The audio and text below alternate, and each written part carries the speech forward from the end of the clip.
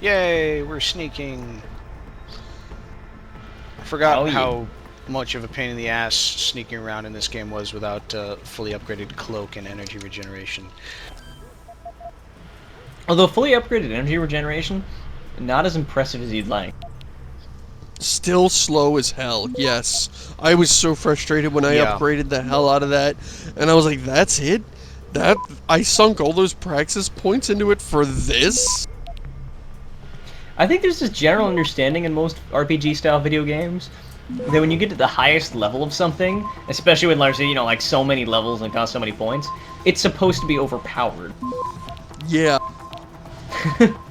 Like, this is supposed to break the game. No, it doesn't. Wow, that is an extremely lucky run you just had. Yeah. Yep, try and pick up that gun that you know you can't pick up. Whoosh, look at you, going up a ladder. Yeah. Ladders are the best, and by that I mean they're really, really annoying in this game. Yeah, I hate ladders in this game. I honestly think that, like, if you were just allowed to do the Half-Life thing where you walk up to them and just, like, sort of look up, it would be much less annoying. Because as it is, it feels like you're giving away your mobility and, like, adding sort of, like, animations and stuff. Yeah, you can't actually feel, like, you can't just let go or... Although, Half-Life, I gotta say, Half-Life is very weird in that you can be holding onto a ladder, facing away from it, using a shotgun, shooting dudes with a two-handed weapon while clinging to a ladder. But you know what? That feels weird. I'd love to That feels weird when you see someone else do it, but you don't question it when you're doing it. Yeah, I would love for somebody to go up to the animators. All right, this is how the gameplay mechanics work. You justify it. You've got to come up with animations that make that visually make sense. Well, with Jensen, he's got nano-ogs. He could probably build a shotgun with one arm. Newspaper. Like a pump-action shotgun? Yeah, sure. He just does the Terminator thing, you know. Oh yeah, he picks it, waves it around. So all you need is a custom animation for every shot. Yes. Oh my god, it's some candy bar.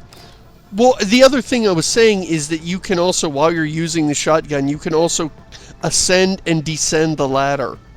Like, how would you even begin to depict that? Like him doing this monkey hop up the ladder while throwing the shotgun up in the air so he can catch it and work the action on it, and then throwing it up so he can get to the trigger again. It's like this juggling circus act while you're going up and down a ladder. Like, if I was the animator and they came to me with that job, I would probably just kill myself.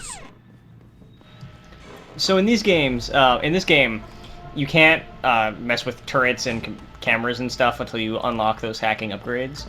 As opposed to the original Deus Ex, where, you can, as soon as you hack into something, you can just mess with it indefinitely. But, well, I mean, obviously not indefinitely, there's a time limit, but moving on. It really sort of led to a lot of disappointments early on, where, like, I find the security computer and I hack it, and then I just get to look through the cameras. That's the only thing. Yes! Oh, that was so disappointing. It's like, oh, right, I'm in, and oh, yeah, oh, there's me. Yep, that camera is totally pointed at me. Great, that was worth all that effort. Usually this... The least they could do would be to have, like, on one of the cameras, one of the security guards is, like, listening to some music and doing a stupid dance or something. What the hell? You shot him in the backpack. I don't imagine that's going to make him very sleepy. There we go. You know what? I'm actually just going to go ahead and say that all stealth games need more of that. Just enemy soldiers doing stupid stuff when they're alone. I am fully support this notion that you should see one, like there'd be a radio nearby and he'd be doing a stupid dance. Goofing off. A guy sitting there texting on his phone. J-pop. A guy totally texting on his phone. That should be in the game. Guy playing down the ladder. We're descending to the ladder gods. A security guy who's like playing video games on his computer. I don't know if I could... Deus Ex. Oh, we just found revolver ammo. That means there must be revolvers in this place.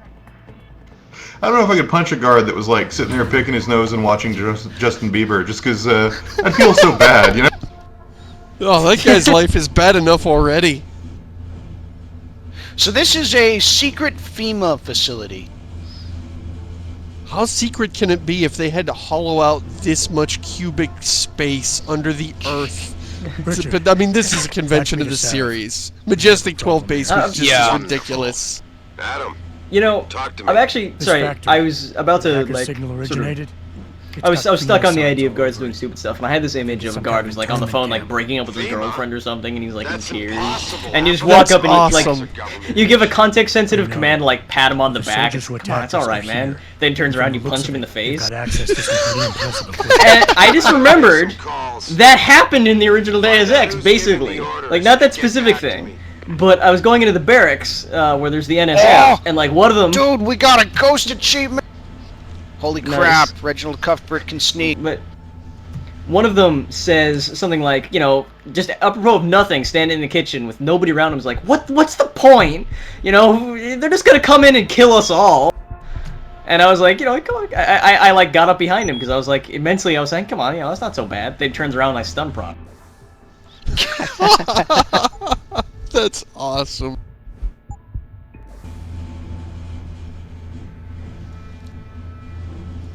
Really, that's This is a that's really where long you're putting your elevator upgrade ride. points. I need more cloak. More cloak.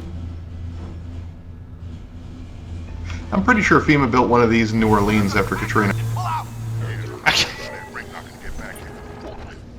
And then it filled with Katrina water. was orchestrated by the government Yeah. to give them free access to build internment Their camps. super base, yeah. To build their super base, they orchestrated Katrina. But because it was built in New Orleans, it just filled with water. Oh, I should point out, so these rolling security droids, I really love that these things can be taken out by one EMP Oh, grenade. shit. I mean, I Yes. like seriously love that because otherwise, if I was playing a stealth, like, you know, non-violent character, this would just be so tedious to murder these things. With a Without pistol or accidentally, whatever I have on. yeah, without killing a person. Yeah. This is the. Yeah, evil it also stuff rewards you to for do. exploring and getting lots of, you know, grenades and stuff. I like how you just rushed that camera. Like, Well, I was how- cloaked. Oh, okay. I totally missed that detail of what was going on there. Oh yeah, there's a stun. There you were not close. Now my inventory's full. Well, I wonder, can the stun gun take an ammo capacity upgrade? I don't think so. You can't upgrade those guns very much. No, The stun gun still a in lot of people said it was their go-to gun for the boss fights because you can stun a boss and the gun fires faster than they get out of stun lock. But for me, I didn't feel like I was getting anywhere. I mean, I was just stunning them over and over and over, but I didn't feel like I was winning. I just felt like I was wasting their time. Yeah, I kept doing that because also I wanted to. I didn't know if I could kill them, if I could like take With them the down stun, non-lethally. yeah. And I was really disappointed. And obviously that I you couldn't. can't. Yeah, people said that you stun them over and over, and you will eventually kill them, and it shows them all bloody as if you beat them to a pulp with your fists. So the stun gun is way more reliable than the tranq rifle. Yes. You don't have to rely too much on aim for it. You know what I find kind of interesting is that Invisible War tried to simplify the whole utility belt, lockpicks, and multi-tools by just giving you universal multi-tools, and that felt like a really cheap gimmick because then every reward after that was a multi-tool. And this game does away Yes. with the concept pretty much entirely, and it actually feels more rewarding because now getting around a camera requires effort. Yes. Yeah. That's a big thing, is that like those half measures that kind of just blend gameplay mechanics together are often less rewarding. Kind of like like in Morrowind, you know, there's like lots of skills, lots of mechanics to keep track of, and you know, it's nice. Then in Skyrim, there's very few mechanics to keep track of, and you know, the skill system is simplified, and that's nice. But Oblivion, no, it never really worked for me. That was a little bit of a tangent, but still relevant. Yeah, where you want to be careful about mechanics that negate gameplay. Oh, here we've introduced this gameplay mechanic, but you can use this to just get around it and not have to do that. Yeah, the important thing is to make sure that if you have these mechanics, you make sure that the gameplay supports it fully, or else that you find a different kind of gameplay to support. Right, right. It should be a trade-off or a decision, not like, oh, here's a lockpick minigame, but if you don't like it, we'll just give you free instant lockpicks that always work. I'm giving this as an example. You mean like Mass Effect's Omnigel? Exactly. The Omnigel is exactly the sort of thing. Yeah, like Mass Effect's Omnigel. Well, Invisible War did sort of the opposite thing, where it would say, you know, you can go this way with a multi-tool, and your reward is no combat and a multi-tool, so that your net cost is 0. And if you chose to do combat, you wouldn't get a multi-tool, but you would kill a bunch of guys and then get some ammo. Right.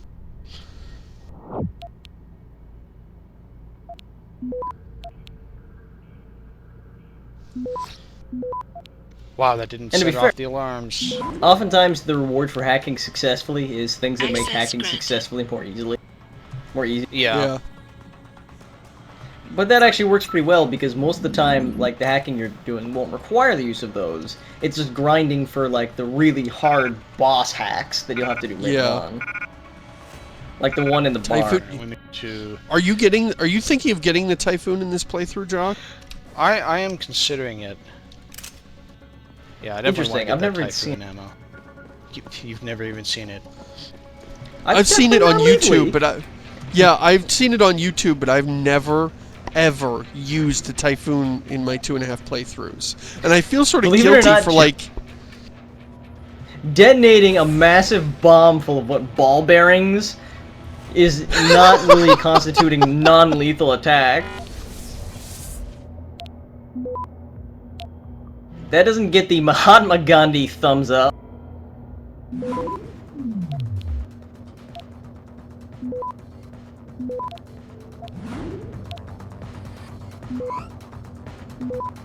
Aw, it's a heart. Granted.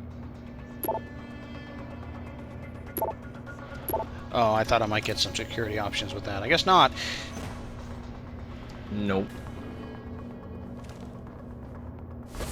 Listen up. Operations here are over. That means gather all your So, because we are evacuating. I don't actually remember what was happening. Like, is it that these guys are not FEMA and the mercenaries are clearing out because they've been discovered, or is it that these guys are FEMA and they're being cleared out by the mercenaries? Because I know there's stuff about FEMA getting cleared out, but I don't remember if that happened, like, beforehand, or if that was happening, like, right during everything. I'm pretty sure that this actually... I'm pretty sure this actually is FEMA getting cleared out, and everyone who's got, like, Space Marine armor stuff in there is a mercenary, and FEMA's already gone. Because Manderley was supposed to be a FEMA appointee who was working with the Majestic 12 and all. That was also my understanding. Once again, those odd seams between the two games. I think both games work, but stitching them together always felt a little weird to me.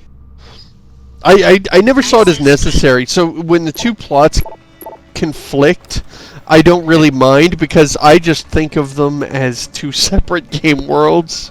You're not supposed to, but they feel different in tone, they feel different in style, and of course the art style is so different that it's really hard to picture J.C. Denton in this world. Or his world being a result of this one.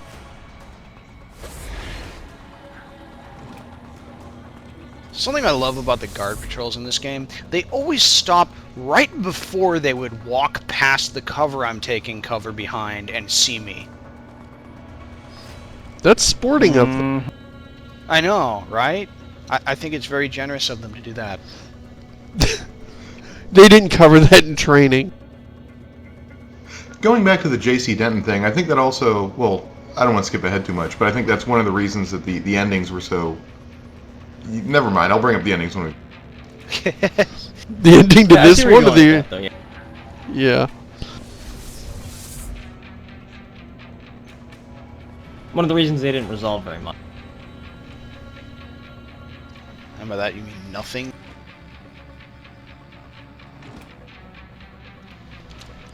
I have to say, I gotta admire FEMA and their... I mean, what is this control room for? Are they launching the space shuttle from... Emergency? Like, are they launching space shuttles from here? What could possibly need this much infrastructure and support and this many personnel? I understand they had operations they're doing in the area, but what required this level of complexity and involvement? Have you ever been to Detroit? Okay, fair enough. I just love the idea that all of the little messages you pick up are from, office workers who regularly have to report 8 levels down under Detroit in a super top secret facility. Yes, yes. It is so funny to think of these people commuting on the one elevator every morning. The one super slow elevator. Like, that's half their morning commute is the elevator. You gotta figure some of them have just given up and they sleep behind the crate. Alright, cameras are down.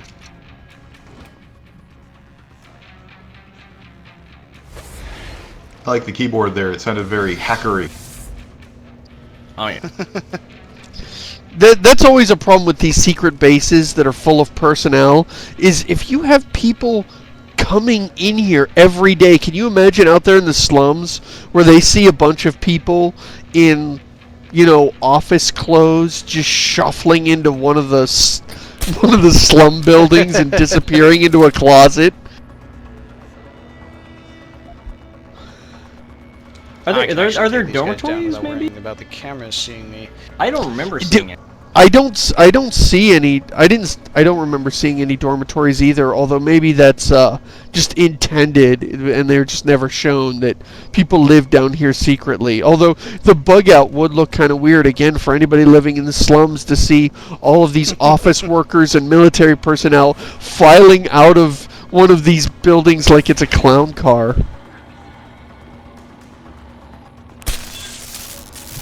Man, this guy did not know what was...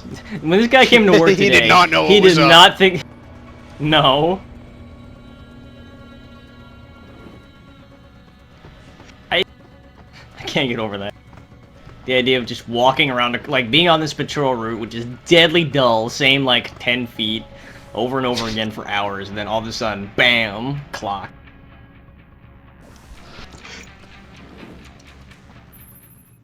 This is probably the area that has the most to do with sort of the original Deus Ex conspiracy theories. I've kind of been getting that feeling. Any idea who's running the show? And not coincidentally, Yeah, okay, it's these one guys of the areas aren't where I had the FEMA, least these are idea the what was mercenaries. going on. Giving the orders is still a level below you. Drink. Nice job, Pritchard. I'll find him.